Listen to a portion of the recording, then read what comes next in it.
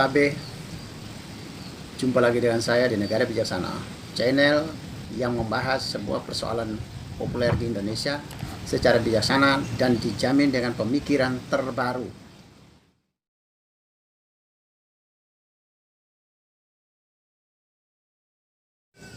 Hari ini saya mau membahas soal kehadiran Prabowo dan Sandiaga Uno sekaligus ketika dalam reshuffle kabinet kemarin, dua orang yang menjadi rivalitasnya Jokowi dan Ma'ruf, Kiai Ma'ruf pada Pilpres 2019, sekarang hadir semua dalam satu kabinet.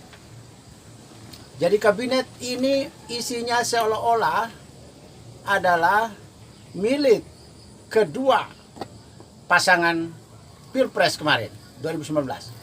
Sudah ada Jokowi, Ma'ruf, dan ada Sandiaga Uno, Prabowo Subianto. Pertanyaannya adalah, apa yang bisa menguntungkan Prabowo Subianto dan Sandiaga Uno dengan adanya kesempatan mereka masuk dalam kabinet ini? Kalau saya melihat posisi politik Prabowo Subianto dan Sandiaga Uno menuju Pilpres 2024, kedua tokoh ini adalah sangat berpeluang untuk tampil dan berpeluang menang di 2024. Kita mulai dari start awal ya. Startnya Prabowo masuk, Sandiaga diajak oleh Jokowi masuk lagi. Ini menunjukkan sebuah pemandangan politik yang sangat menarik dan langka di Indonesia.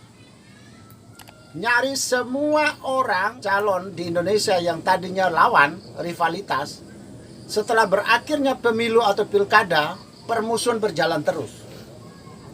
Terjadi saat ini, Prabowo adalah pribadi pertama yang sejak Pilpres 2 kali terakhir ini kalah, dan dia selalu memberi ucapan selamat, selalu berdamai dengan Jokowi. Ini adalah pemandangan langka di Indonesia, orang seperti Prabowo. Jadi Prabowo itu seorang pejuang sejati, seorang tentara sejati, militer sejati. Bisa lawan, tetapi ketika lawan menang, dia bisa angkat topi, dia bisa menerima kekalahan itu. Ini adalah politisi langka, politisi pertama di Indonesia yang bermental seperti Prabowo.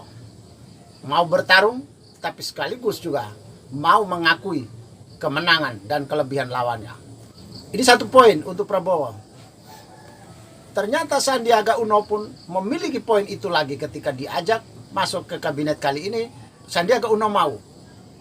Itu berarti Sandiaga Uno dengan Prabowo sama-sama memiliki track record, image positif yang sudah tertanam di rakyat Indonesia bahwa keduanya adalah tokoh yang rendah hati, calon negarawan mereka berdua. Kalah tapi tidak meletakkan permusuhan dengan Jokowi dan Kiai Ma'ruf. Ini adalah modal untuk menuju 2024. Masa pemilih Jokowi akan bisa menuju Prabowo dan Sandiaga Uno. Kebetulan kedua tokoh ini adalah diimagekan sebagai tokoh nasionalis. Jadi tidak sulit bagi pemilih Jokowi akan memilih Prabowo dan Sandiaga Uno ke depan. Tetapi tidak hanya dengan modal ini, masih ada satu modal lagi. Ini kesempatan emas bagi Prabowo dan Sandiaga Uno untuk membuktikan bahwa mereka memang kemarin adalah kelas layak menjadi pemimpin negara, pemimpin Republik Indonesia, pemimpin nasional. Mereka dianggap layak. Oleh karena itu, ketika diberi kesempatan jadi menteri, semestinya mereka adalah menteri-menteri terbaik dan kinerja terbaik. Karena apa? Mereka mempersiapkan diri layak menjadi pemimpin negara. Jadi kalau memimpin sebuah kementerian, harusnya lebih bagus, harusnya kinerja lebih baik, prestasi lebih baik. Ini kesempatan bagi kedua orang ini. Jangan sampai menyia-nyiakan. Tetapi di kabinet ini ada beberapa bintang. Ada Risma hari ini yang punya nama besar, ada Erick Thohir, ada Sri Mulyani.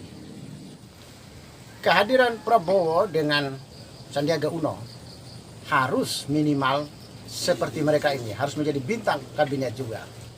Sebab kalau tidak lebih baik dari mereka, maka catatan buruk bagi Prabowo dan Sandiaga Uno untuk menjadi pemimpin negara ini, untuk menjadi presiden dan wakil presiden. Dipertanyakan.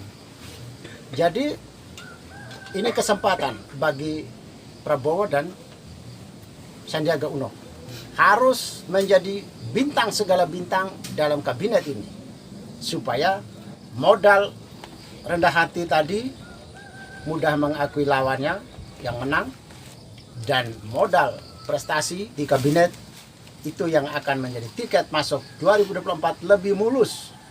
Tapi kalau tidak jadi bintang, apalagi tidak punya prestasi selama di kabinet, apalagi punya catatan buruk, misalnya merongrong kabinet lagi atau melawan Jokowi lagi, maka karcis menuju 2024 sudah tidak ada bagi Prabowo dan Sandiaga Uno. Prabowo sudah 1 tahun menjadi Menteri Pertahanan. Tidak terlalu cemerlang juga selama jadi menteri, belum jadi bintang juga seperti Sri Mulyani dan lain-lain. Tetapi punya catatan menarik juga bagi Prabowo, yaitu ABRI TNI berani tampil ketika melawan FPI, menurunkan baliho-baliho Rizik Syihab. Itu menunjukkan ABRI atau militer di TNI di tangan Prabowo sudah memberi catatan menarik itu. Bagi pemilih Jokowi, ini adalah memori.